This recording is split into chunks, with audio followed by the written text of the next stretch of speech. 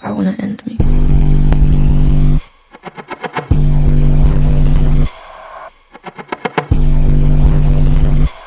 I wanna end me.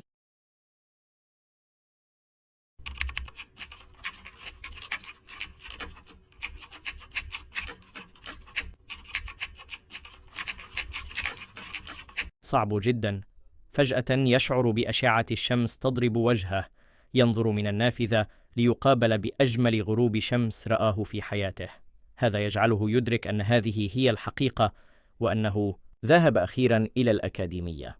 يتوقف القطار في المحطة، ويستقبل نوح من قبل مساعد الأستاذ. يعرف بنفسه على أنه كيم، ويخبره بأنه سيكون مرشده لهذا اليوم. المدينة تبدو أكثر تطوراً وتقدماً بشكل واضح من المدينة إي. يري المساعد البطل فندقه الذي يبدو فاخراً إلى حد ما. يسأل المساعد إن كان من المفترض أن يتلقى مثل هذه المعاملة، فيخبره الرجل أنه يمكنه استخدام مرافق الفندق كما يشاء. يسره أن يرى أنه أكثر براءة في الواقع مما كان يبدو عليه في اللعبة. يفاجأ نوح لسماع هذا، ويسأل الرجل إن كانا قد التقيا من قبل. كيم فوراً يتخذ وضعية ويخبره أنه هو من رشحه للأستاذ. يكشف أنه هو الستريمر الشهير بلانيت مان. مع ذلك لا يظهر فتان الكثير من الحماس، لأنه لم يشاهد بثوثه من قبل. يسأله إن كان هناك مكان في الفندق يمكنه من الوصول إلى الانترفيرس. يشرح كيم أن الأستاذ أراد منهم جميعا أن يرتاحوا، لذا منع استخدام الواقع الافتراضي، ومع ذلك يكشف أنه خارج في موعد. لذا إن أخبر الأستاذ بأنه اعتنى به جيدا فلن يبلغ عنه لاستخدامه الواقع الافتراضي. يضيء وجه البطل عند سمع ذلك، ويعده بالاشتراك في قناته. يتحمس أخيرا لرؤية المدينة A في الواقع الافتراضي. هناك شيء يسمى العالم المرئوي في الانترفيرس، وهو نسخة طبق الأصل من المدينة. المدينة A لديها عالم مرئوي لا يمكن الوصول إليه إلا من المدينة نفسها، وبما أنه نسخة مطابقة يتم تحديث التغييرات التي تحدث في المدينة في الوقت الحقيقي. يمكنك استخدام أفاتارات في العالم الافتراضي تكون أسرع بكثير من الواقع الحقيقي. يتيح لك ذلك استكشاف المدينة بينما تمتلك قوى خارقة. يقوم نوح بتسجيل الدخول إلى العالم المرئوي، ويتحول إلى شخصيته في الانترفيرس. يخرج من الفندق ليشهد مجموعة كبيرة من اللاعبين يستكشفون المدينة بالفعل. تبدو مذهلة مع الهولوغرامات والمباني المستقبلية من حوله. يمشي عبر الشارع المزدحم ويتساءل إن كان كل هؤلاء الأشخاص يعيشون فعلا في العالم المرئوي. يبدأ بسرعة في الجري نحو الشيء الذي يرغب في رؤيته أكثر شيء. إنه تمثال فيكر الذي لا يوجد إلا في العالم المرئوي. رغم ابتعاده عن عالم الواقع الافتراضي لفترة، لا يزال يعتبر أسطورة بين اللاعبين. هو أعظم لاعب حقق إنجازات لا تعد في ذروته. ستؤدي بشكل جيد في كل ألعابك، ولهذا السبب كان هنا قبل الاختبار متوترة، فتصفه بالأحمق وتطلب منه ألا يقحمها معه. ثم تسأله إن كان في غرفة الواقع الافتراضي بالفندق، بما أن الأستاذ منعهم من استخدام الواقع الافتراضي. يحاول البطل التهرب ويقول إن هذا سر، لكنها تعلم أنه تلقى نفس الأمر من الأستاذ لأنه طالب موصى به أيضا. يشعر أركي بالإحباط ويخبرها بأنه سيقوم بجولة سياحية قليلا. تسأله إلى أين يذهب، فيقول إنه يريد رؤية الأكاديمية. عند سماع هذا تخبره ألا يذهب لأنه لا يمكنه دخول الأكاديمية. لا يروق هذا الكلام لفتانا، ويسألها ماذا تعني بذلك. تقول إنها فقط لا تريد أن يضيع وقته. لقد كان يتدرب دون توقف طوال الأشهر الثلاثة الماضية، لذا سمع أنه لا يستطيع الذهاب إلى الأكاديمية يشبه تلقي لكمة في الوجه. خلال تدريبهما قاتلها 132 مرة وخسر جميع المباريات. لم يتمكن حتى من توجيه ضربة قوية واحدة إليها، ومع ذلك في كل هذه الخسائر لم يفقد حماسه أبدا. حتى خارج التدريب ظل يستخدم عقله ويحاول ابتكار أفكار واستراتيجيات جديدة لهزيمتها. كل هذا الجهد الشاق كان ممتعا له لأنها كانت خصما ينظر إليه بإعجاب. كان يريد هزيمتها يوما ما، ولهذا السبب كانت كلماتها مؤثرة جدا عليه. فجأة يندفع نحوها ويخبرها أنه لن يستمر في الخسارة أمامها إلى الأبد. ترى كاري هجومه وتدخل فورا في وضعية قتالية، وبينما كانت على وشك ضربه يفعل قدرته المجنونة. يفعل معدل التزامن ويتفادى ضربتها. تفاجأ لرؤيته يشن هجوما مضادا بهذه السرعة، وقبل أن يضربها يطلب منها أن تتراجع عن ما قالته لأنه سيتجاوز اختبار الأكاديمية غدا. تمسك كاري بقبضته وتسأله عما يتحدث، ثم ترميه على الأرض قائلة إنها لن تتراجع عن كلامها. أخبرته بأنه لا يمكنه زيارة الأكاديمية في العالم المرئوي لأن الغرباء غير مسموح لهم بالدخول. لن أكذب، لقد خدعتني أيضا. عند سماعه ذلك يسألها آرك بعاطفة إن لم تكن تقصد أنه سيفشل في الامتحان. تنظر إليه كاري وتخبره بأنها لن تقول شيئا كهذا أبدا لأنهما في نفس الفريق، كما تهدده بقتله إن فشل في امتحانه غدا. يتحمس آرك أكثر من اللازم ويحاول معانقتها وهو يبكي، لكنها تطرحه أرضا بلكمة وتخبره بأنها جائعة. تقترح أن يتناولا الغداء معا. بما أنهما في غرفة الواقع الافتراضي، يدرك آرك بسرعة أنه لم يرها قط في الحياة الواقعية، وعندما يخلع خوذة الواقع الافتراضي تقترب منه فتاة وتسأله إن كان هو آرك. الرجل على وشك أن يتعرض للخداع، لطالما كان فضوليا لمعرفة كيف تبدو في الحقيقة. مما يعرفه فهي في نفس عمره وموهوبة جدا. علاوة على ذلك لديها ميل واضح للعنف. بناء على كل المعلومات التي جمعها عنها خلال الأشهر الثلاثة الماضية، كون صورة في ذهنه عنها. لماذا تبدو كشخصية من جوجو لكنها تبدو العكس تماما في الحقيقة؟ بابتسامة على وجهها تسأله لماذا هو مندهش لهذا الحد. لا يزال لا يصدق أنها تبدو كفتاة عادية. تخبره بأنها كاري وتطمئنه بأنها لن تضربه في الواقع، بما أنه لا يمكنهم استخدام أسمائهم المستعارة. في الحياة الحقيقية تطلب منه اسمه الحقيقي. تكشف أن اسمها الحقيقي هو ليزا. يخبرها نوح بتردد أن اسمه بارك نوح. يذهبان لتناول الغداء معا، ولا تستطيع التوقف عن الاستمتاع بالطعام. يشعر البطل بالدهشة لرؤيتها تستمتع بهذا القدر رغم أن الطعام ليس فاخرا. أثناء الأكل تسأله من أين هو، فيخبرها أنه من المدينة إي. تخبره كاري أنهما قريبان من بعضهما البعض لأنها تعيش في المدينة إف. يصدم نوح لسماع هذا لأن تلك المدينة تعرف بأنها منطقة شيطانية مليئة بالجريمة والعنف. يفاجأ حين يعرف أنها من مكان كهذا. فجأة تسأله عن الحركة التي استخدمها ضدها سابقا، وتسأله إن كانت نتيجة تدريبه بالإضافة إلى استخدامه لمعدل التزامنه. يخبرها نوح أنه لا يريد أن يظل خاسرا للأبد. يسألها كيف أصبحت طالبة موصى بها. تكشف كاري أنها قاتلت الأستاذ مرة فقام باستقطابها. التقيا في الكولوسيوم الحار وقد حاصرها، وشعرت أنه كان يقرأ كل حركاتها. تحدته عدة مرات لكنها لم تتمكن من الفوز. يدرك البطل أن الأستاذ مذهل لأنه هو أيضا أطاح به بضربة واحدة. وبوجه جاد تخبره كاري أنها حاولت البحث عنه على الإنترنت لكنها لم تجد أي أثر له، ولم تره حتى في الواقع. هذا يصدم البطل، خاصة وأنها مسجلة في الأكاديمية منذ 6 أشهر. يتساءلان معا عن نوعية الشخص الذي يكونه هذا الأستاذ، والذي أوصى بهما للالتحاق بأكاديمية لا يقبل فيها إلا نخبة الأثرياء. في هذه الأثناء كان الأستاذ جالسا في اجتماع دعت إليه مديرة الأكاديمية.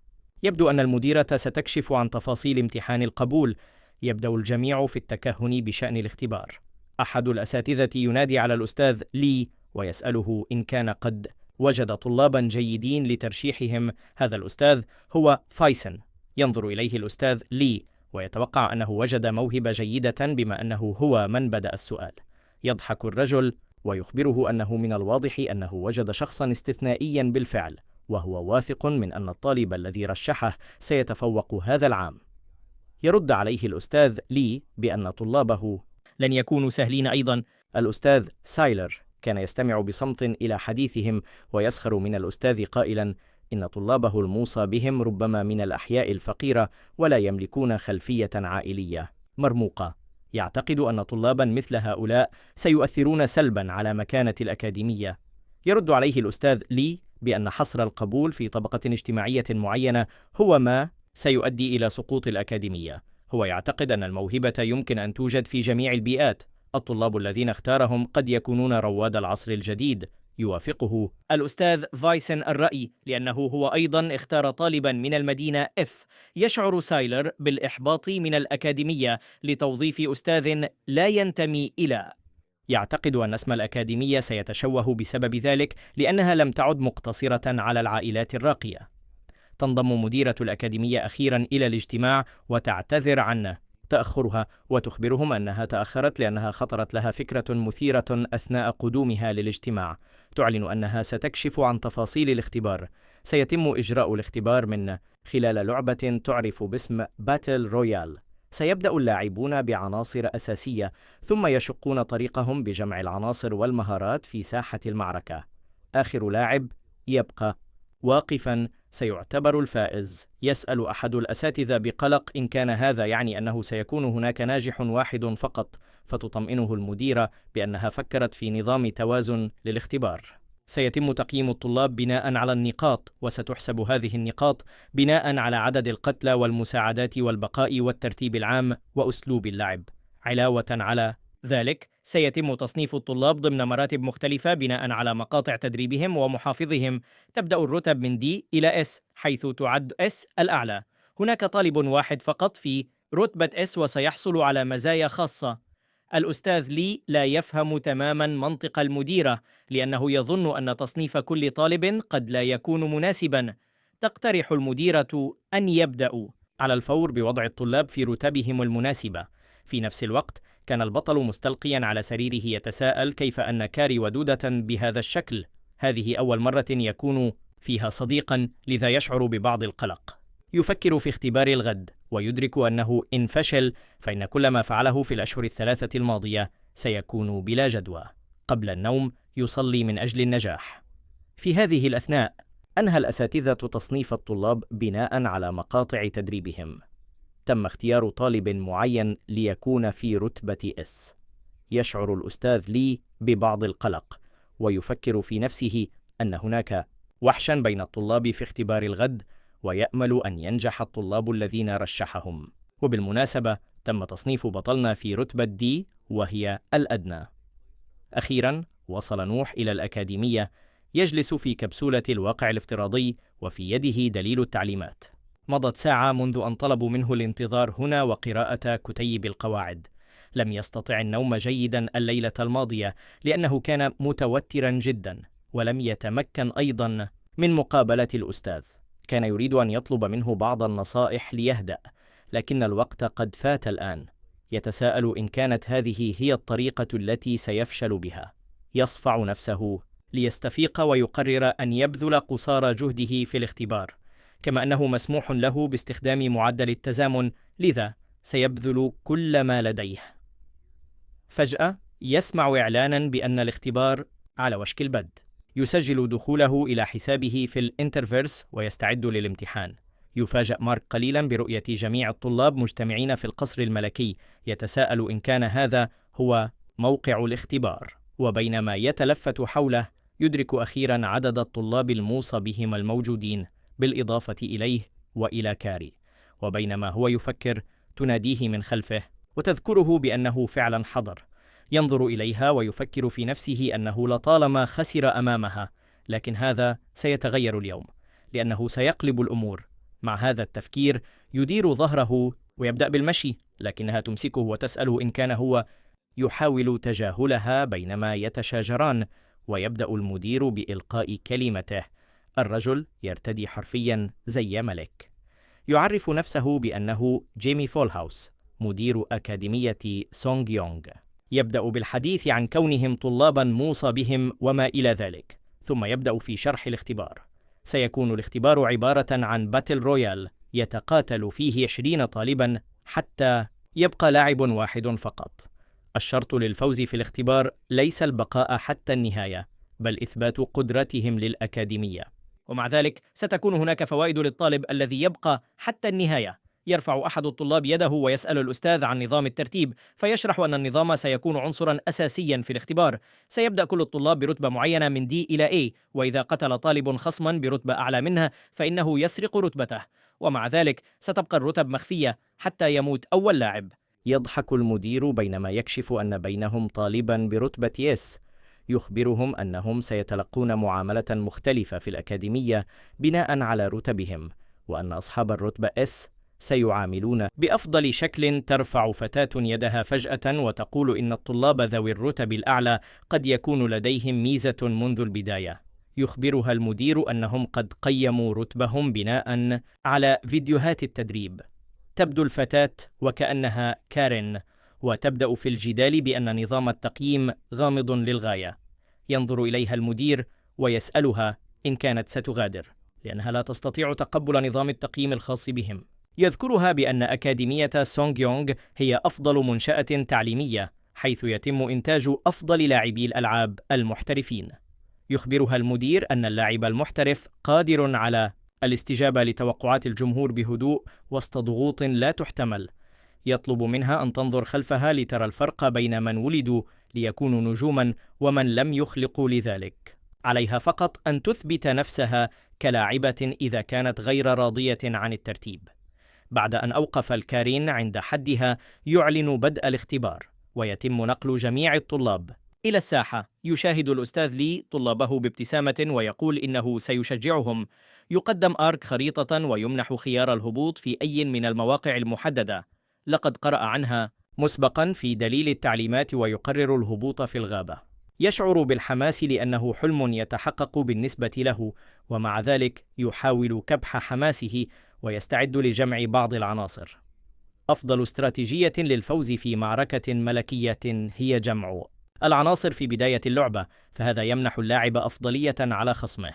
هناك ما مجموعه 10 مناطق، ويتم تدمير كل واحدة منها بعد فترة زمنية محددة. هذا يعني أنه من المستحيل جمع العناصر لاحقا، لأن أجزاء من الخريطة ستدمر.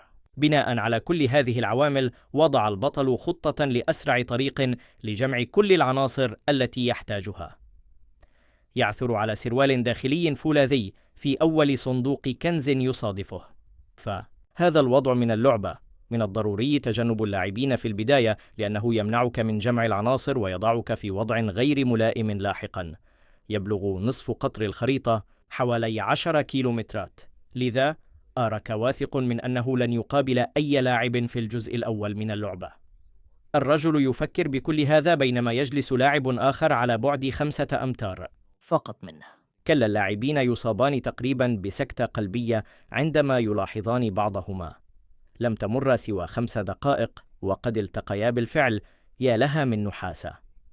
اسم اللاعب الذي قابله آرك هو جينوس، وهو على شكل رجل ثلج. يشاهد الأساتذة المواجهة بين اللاعبين خلال المرحلة الأولى من الاختبار. يشعر الأستاذ لي ببعض القلق لأنه لم يتوقع أن يلتقي نوح بخصم بعد أول 5 دقائق فقط. كلا اللاعبين لا يملكان أي عنصر، لذا يتوقع أن القتال سيستغرق وقتا طويلا، لأن ضررهما غير كاف لقتل بعضهما بسرعة. ومع ذلك أفضل قرار لهما سيكون ببساطة تجاهل الآخر. ينظر الأستاذ باسين إلى لي ويخبره أنهما في موقف صعب، لأن رجل الثلج هو طالب لديه. يركز مدير الأكاديمية على ما هو ممتع أكثر. إذا قرر اللاعبان تجنب القتال وتفادي بعضهما، فقد يؤثر ذلك على درجاتهما. من ناحية أخرى، إذا ينتهي بهم الأمر بالقتال، فهذا سيضعهم بالتأكيد في وضع غير ملائم لاحقا. في هذا الموقف كان المنطق يقول بعدم القتال. يقف كل من آرك وجينوس ويبدأان في السير نحو بعضهما. يتساءل الأساتذة عما إذا كانوا سيقاتلون ولدهشة.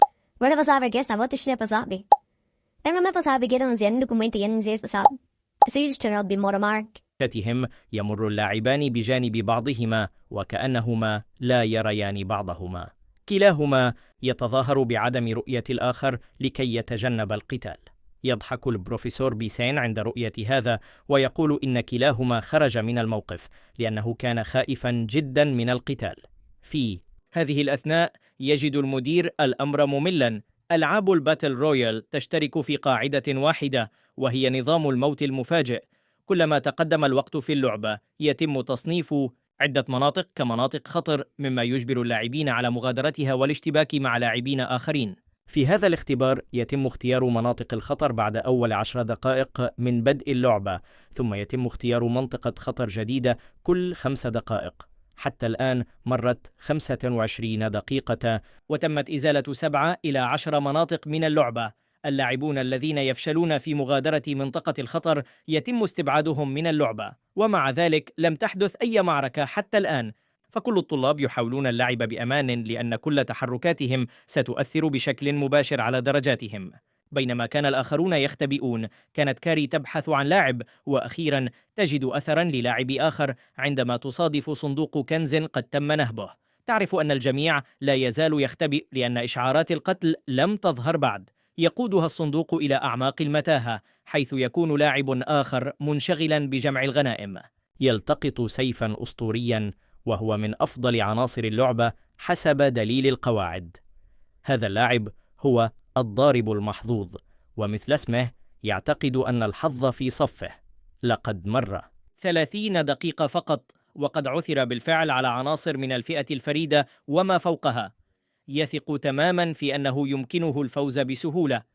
بينما كان منشغلا بالتفاخر بعناصره الجديدة، تناديه كاري بكل هدوء وتسأله إن كان قد اختبأ عمدا بهذا العمق وتتحداه للقتال.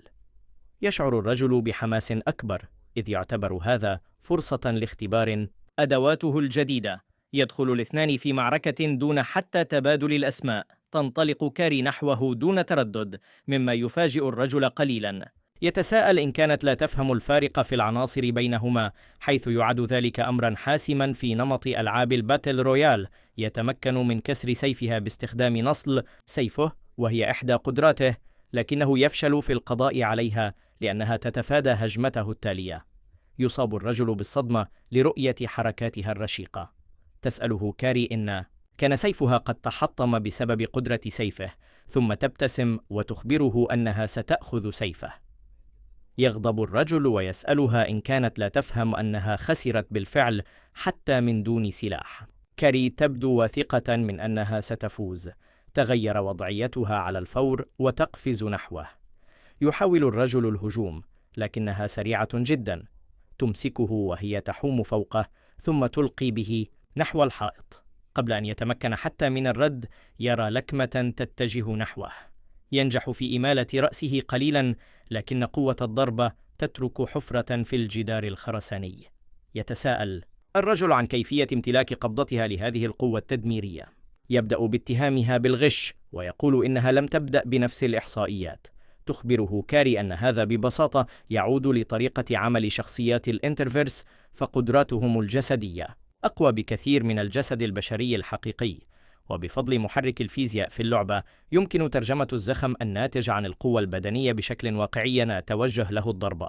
القاضية وهي تشرح له كيف يسمح محرك اللعبة للاعبين بتوجيه ضربات كهذه دون غش. تلقن الرجل درسا وضربا في نفس الوقت. بعد أن هزم ينظر إليها ويسألها إن كانت من الرتبة S، لكنها لا تعرف ذلك أيضا، فتركله في رأسه لتعرف. قبل أن تضربه يظهر إشعار القتل فجأة، فتتوقف قبل أن توجه له الضربة وتتساءل من هو القاتل. في هذه الأثناء يحاول الرجل الهرب بصمت، لكنه لا يتمكن من الذهاب بعيدا إذ يقضى عليه. بسرعة تشعر كاري بخيبة أمل، لأنها كانت تريد أن تحصل على أول عملية قتل. وعندما تنظر إلى إشعار القتل تصدم عندما تكتشف أن اللاعب من حصل على أول عملية قتل هو آرك. قبل 10 دقائق كان مصابا بشدة ويقاتل لاعبا آخر. كان محاطا بالحمم البركانية التي تشع حرارة هائلة. ينظر بقلق إلى اللاعب ذو الشعر الأزرق الواقف أمامه، لأنه لم يتوقع أبدا أن يقاتل شخصا مثله. بعد أول 10 دقائق من الاختبار وجد آرك نفسه في حقل الجبل الملتهب، ولم يستطع جمع الموارد بشكل جيد لأنه واجه خصما آخر في بداية الاختبار. يستغرق عبور الحقل حوالي 5 دقائق، لذا كان يأمل ألا يصادف لاعبا آخر أثناء بحثه يجد صندوق كنز بداخله سيف ودرع ليس أفضل سلاح، لكنه لا يزال من فئة نادرة، لذا كان سعيدا درعه يمتلك قدرة نشطة تجعله يتوهج لبعض الوقت، وإذا هاجمه خصم أثناء توهجه فسيتم صعقه. بعد حصوله على الدرع قرر آرك أن يلعب بأسلوب أكثر عدوانية.